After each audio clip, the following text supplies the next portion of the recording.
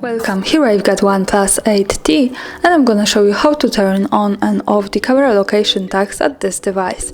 So at first we have to tap on the camera button here to open it, and for now we are in the standard photo mode. From here let's go to the right corner to this button. So here we have the settings. When we pick this we can open the advanced camera settings. Now let's slide down to the general settings, and here we have store location data option. So when we have this, we can save the place where we take a picture in the details about it. By using this button we can turn it off and turn it on easily, like that, as we need.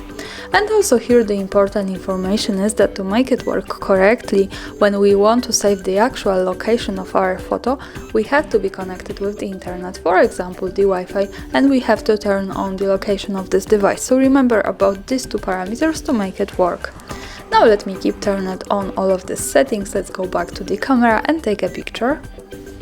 And let's move here to the right corner to this button so we get quick access to the gallery. This is this photo. Let's go now to the right corner here so we get access to the details about it. And here we have the location information with the full address and the map. So greetings from Kraków, Poland. This is how it works. Thanks for watching, subscribe my channel and leave the thumbs up.